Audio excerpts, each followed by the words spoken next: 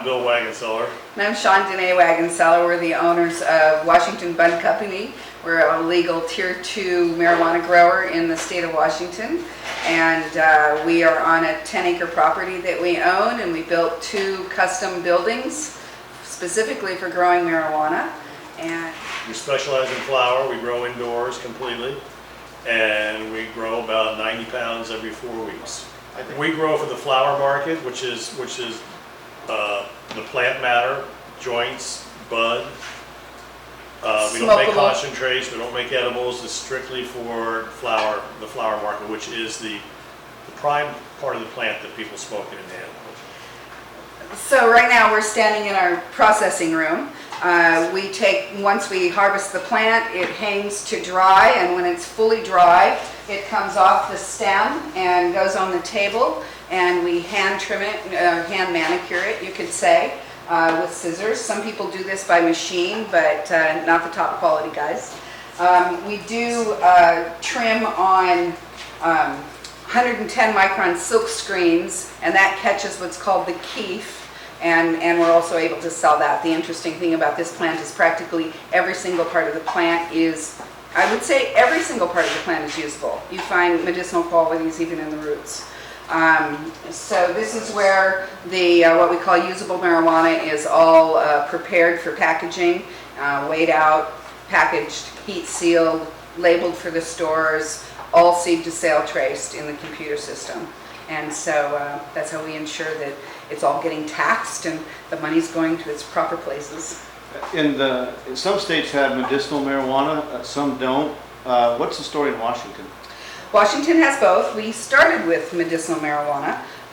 There were safe access points back then that served patients. We started serving those safe access points in 2012, which was 4 years before legalization. We did start growing in 1987, so we've been at this quite a while. And we were the first to pesticide and heavy metal test our flower so that it was compliant for Department of Health and safe for patient use. We were the first in the state to do that. So we use this microscope here so that we can check out the trichomes and check for any pest problems or mold problems. Now the trichomes are these translucent little mushroom kind of secretions out of the plant, and those come out of the flower. And that is where all the magic rests. So there are 144 known cannabinoids in each one of these little trichomes, and only one of them is intoxicating, and that's THC. And they also hold all of the terpenes. So the cannabis plant has more terpenes and more combinations of terpenes than any one plant known in the plant kingdom.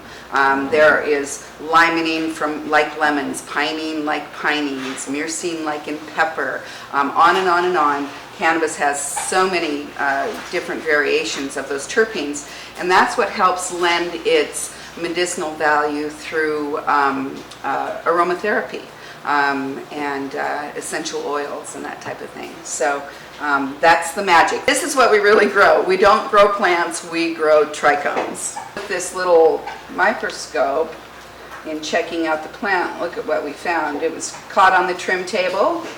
See all that webbing in there? That's mold. I believe they call that botrytis. Botrytis, yeah. And so we're always inspecting before we harvest, at harvest, post-harvest, on the trim table, because once in a while you will find botrytis. What's the significance of finding botrytis in your bud? Means our humidity levels got a little too high at nighttime typically for a period of time at the end of the cycle. Well, do you sell that? No, oh no. So what's your tolerance for powdery mildew or botrytis in your plants? Well, we have zero powdery mildew because of the system we used back there. It's really rare for us to have any mold in our plants. And you can visually see it at the trim table. So the crew is looking for it. I would say we have a little bit like this, maybe 2 or 3 pieces out of a 90-pound bag every couple of months. But the point is you have no tolerance for it, and when you find it, that Is waste. It's waste. Yeah. It's destroyed. Yes, it's Yep, destroyed. yep. And, you know, until you really get it down and get that humidity, temperature, treatment, you know, all of that down, people can lose their entire crops to botrytis. People do lose their entire crops They to do. botrytis, to powdery mildew, and a number of other pests, which we'll Nice talk. for is to chase down and hunt bugs.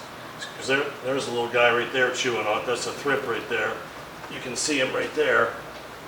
Thrips are fairly harmless unless they get completely out of control. But you probably have, in a garden, 10 million leaves. You can't visually go in there and scout and hunt every leaf. And with this little device, we take out something that looks like we might have to check it, and we can really see what we've got going on here. We can zoom in even better to see something really small. And then we can work on different approved pesticides to see what actually is working to kill that little guy. There's a way to get rid of every single bug that comes in your garden. You just got to know how to do it. And we do use a lot of beneficial bugs. So there's a bug that will eat that guy. Basically, they're meat-eating bugs to eat the plant-eating bugs. So basically, all the bad pests that we get are plant-eating vegetarians. We bring in meat-eating bugs. What are some examples of what you release?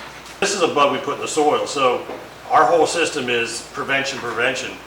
You don't, or sometimes you don't find bugs. If you don't find bugs, you still got to keep with your program.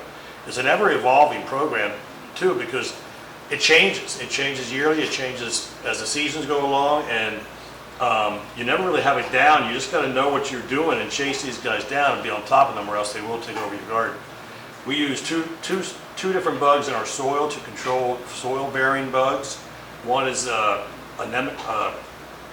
nematodes. Nematodes are good for fungus gnats. Fungus gnats are a real problem in the garden because they'll get stuck in the buds when they get sticky. And then we also use a bug called hypoaspis. It's a long-term horticultural bug, been around forever. They just go in the soil and they eat pretty much everything down in there.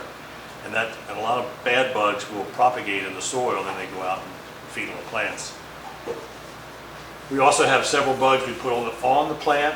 The cumarous bug that will eat thrips, and there's a whole variety of different bugs that we can use to fight what we seem to have at the time.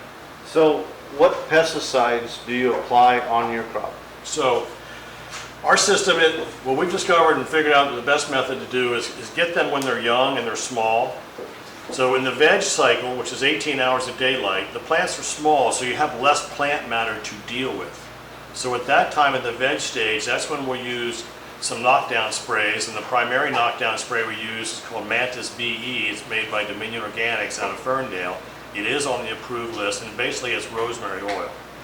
That'll knock them down pretty good. The oil coats their body, and they die from suffocation because they can't bring in oxygen, and they don't really have lungs like us humans do.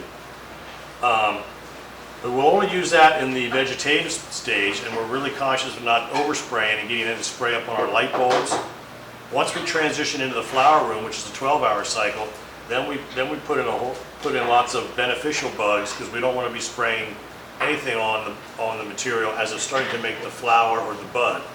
When it's in the veg stage, it's a small plant, so you have a lot less plant matter to spray because labor is a big issue and when you get into big gardens. The bigger the plant, the more spraying you're in there, and you're constantly spraying. So we spray sometimes twice in the 4-week veg period, and then when we transition into flower, we put more bugs on the plant itself. The soil-bearing bugs go in right away, so the spray doesn't really hurt the soil-bearing bugs. So that combination has been working quite well for us.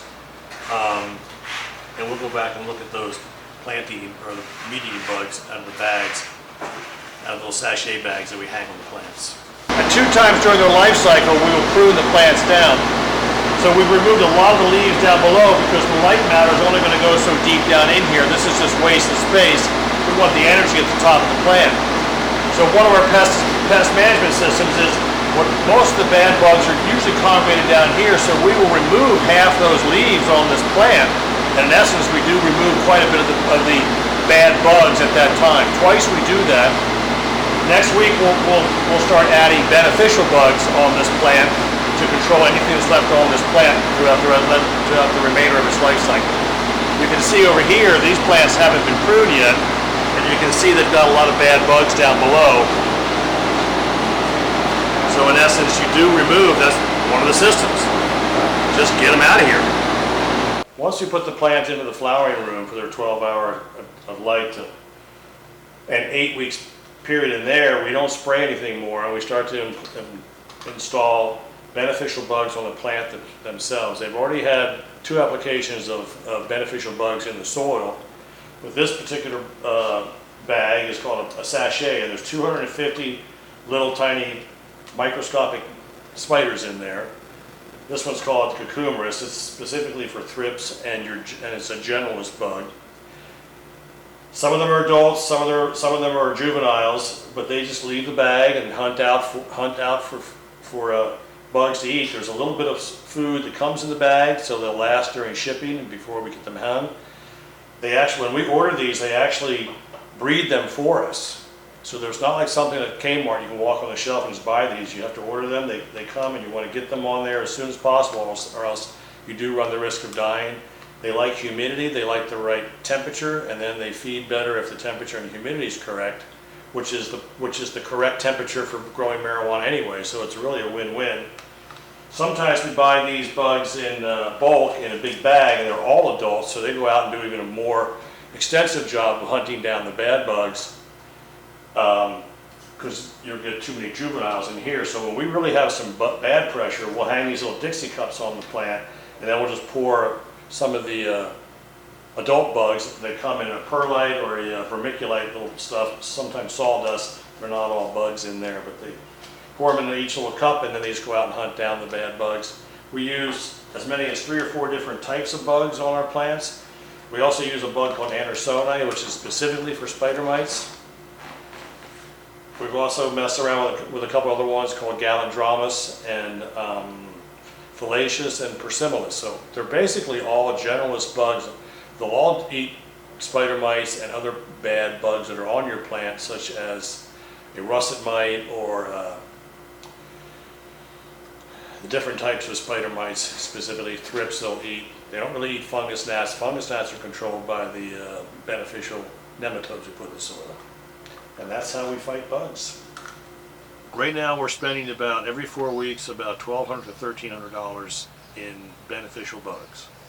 And then we also spend probably $300 on 1 container of the rosemary oil for our early stage of knockdown sprays. So at one time we were spending as much as $2,000. We pulled that back. You know, you don't really know how much you have to spend until you go down that road and do it.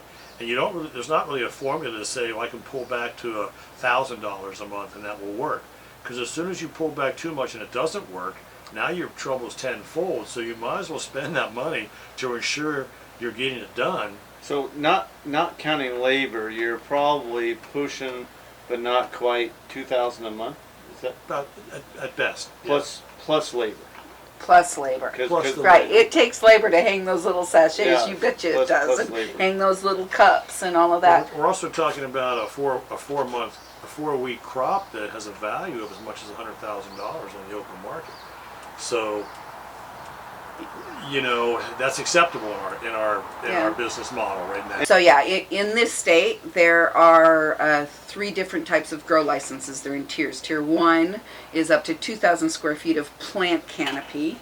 Tier 2 is up to 10,000 square feet of plant canopy. That's what we are. The garden that we were just in is only 2,500, so only about a quarter of what our capacity on our license could give us. And then tier 3s are up to 30,000 square feet canopy, and that's where you see a lot of the outdoor grows. Now, tier 3 with a 30,000 square feet canopy, that's only 0.65 of an acre. So we're not talking a lot of land mass here at all, and that's the largest that any one licensee can grow here in Washington. It's my understanding that the last numbers I saw, that if you were to put all of the legal cannabis in one area, it would be 410 acres. That's right. It's one of the top 10 crops in the state of Washington, and Yep. that's only if you consider the legal cannabis, not the black market. Yeah. And it's only on 410 acres. That's right. And when we did the research to put that together, it was apples and dairy, and Wheat, beef, and potatoes. were ahead of us. We were like number 4 already, and that was 2 years ago. Yeah. It is not permissible for Washington State University or USDA or University of Washington to do any research. That's right. There's no research. We're doing our own research or right here. outreach. You can't have an IR4 project on cannabis. You can't. It would be illegal to have organic cannabis, even if you follow all the rules for organic. It's not permissible at the federal level. I got together with the Cannabis Alliance, and we put on the first pesticide applicator training sessions around the state. We put on 3 of them because it's not legal for the people that do pesticide applicator training to offer that service to cannabis growers and their employees, which is insane. It's I had no insane. idea. Absolutely If the- insane if that the there was- WSDA cannot help us. If in that. there was ever a group of people that need pesticide applicator training, it's cannabis growers. So it seems to me that cannabis growers are operating their pest management, well, their whole operation with both the arms tied behind their back, and they're excluded from having all the resources that all the other and growers are allowed everybody to else have. has, because we all want safe cannabis. We all want to know when you combust that plant material, what any chemical on that plant is going to do to our lungs, and we don't have that kind of test at all. There's no research, no science behind that whatsoever. There is science behind how to apply it in acreages and in crops, but there is no science behind when you light that stuff up, what it's going to do to you. And we need the science.